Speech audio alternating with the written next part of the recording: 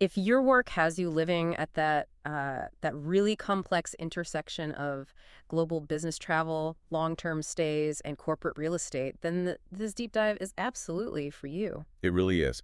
We are pulling apart what is, a truly seismic event in the flexible workspace market. We're focusing on one of the biggest corporate marriages the industry has seen, an agreement that really fundamentally reshaped the whole competitive landscape almost overnight. And our mission today is to unpack the sheer financial size, the specific strategic thinking. And we need to go beyond just saying hybrid work and, critically analyze what this means for businesses, large or small. Okay, let's unpack this. Let's start with the sheer size of the transaction, because the money, well, it really tells the story of the ambition here. It certainly does. We are talking about the joining of the Office Group, which everyone knows as TOG, and one of the absolute global giants in the space, IWG. And the deal valuation, which our sources confirmed, landed at approximately $1.5 billion. 1.5 billion. That figure isn't just a talking point, it's a declaration. It immediately creates what the market is calling a dominant force. A leading player, without a doubt. But what's fascinating here is how that scale is actually quantified. It's not just the money. No, it's about the geographic reach. Right. Exactly. You had TOG, who completely dominated that premium design-led London market. They were the name. Right. But then you have IWG, which built this immense global footprint. We're talking dozens of countries, hundreds of cities. They prioritized, rapid expansion, Right. volume. So by combining, they get this massive interconnected network. And that's crucial for you, the listener, because that network is now robust enough to appeal to the biggest multinational corporations. They can get a single contract to manage their entire workforce across, say, the UK, Europe, internationally. So this is perfect for the business traveler needing consistency for those extended assignments. It's the integrated solution they've been looking for. So the story here isn't about two equals joining up. It's more like two companies with very different strengths who saw their own weaknesses. That's a great way to put it. So let's pivot to the strategic rationale. I mean, we know the driver's hybrid work, but that feels a bit too simple. Why did these two, TOG and IWG, need each other right now? The timing is so critical here. If you look at IWG, their challenge was always penetrating that high-margin, design-led space, especially in a place like central London, where TOG was the absolute benchmark.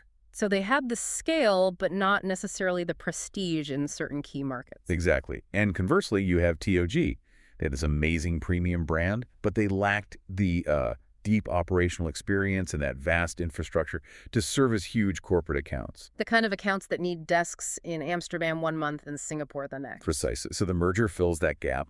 IWG gets the premium brand, and TOG gets the global distribution platform it needed to grow. That makes the why so much clearer.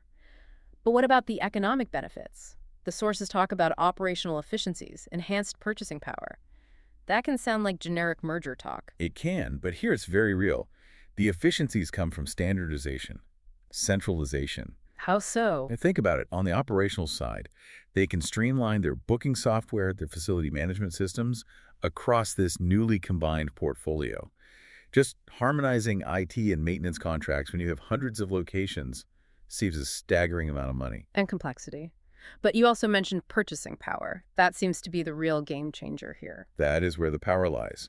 When you become the dominant player in a city, you fundamentally change your relationship with property owners. You're not just another tenant anymore. Not at all.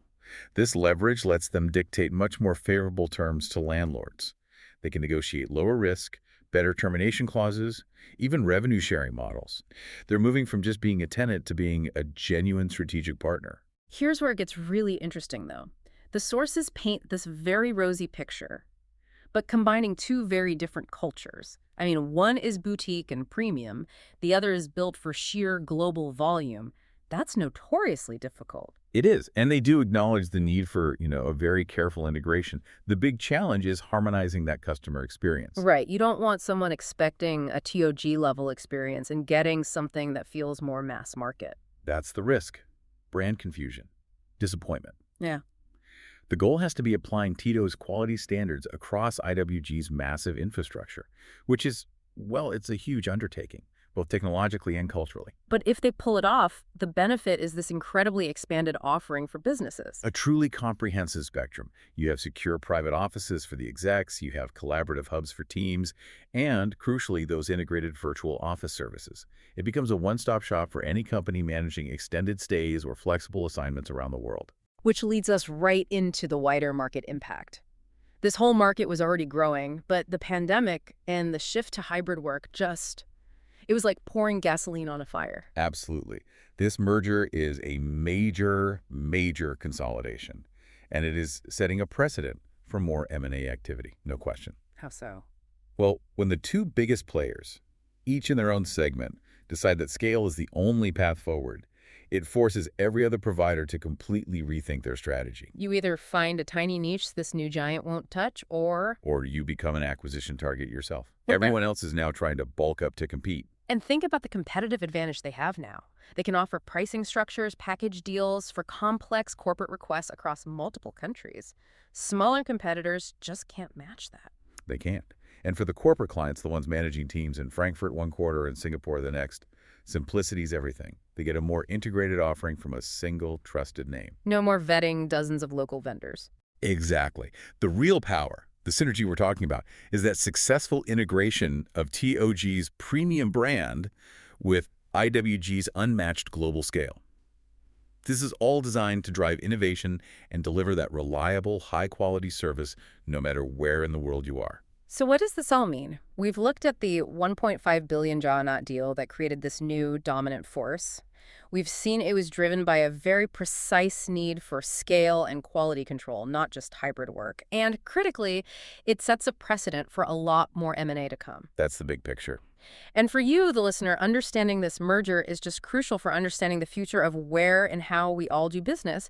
The companies that handle our cross-border projects and our extended stays, they're getting fewer, and they're getting much, much larger. And that's going to change expectations. It has to. Your expectation for quality, for consistency across different international markets is now going to be set by this new dominant entity. This raises an important question, though. If this $1.5 billion merger is just the first shot in a wave of consolidation, how much further can this go? I mean, how much can the market consolidate before that sheer concentration of power starts to diminish the very flexibility and competitive pricing that made this market grow in the first place? A great question. It's something we all need to watch very closely to see if this new giant uses its power to really enhance the service, or if, at the end of the day, competition in this sector actually begins to suffer.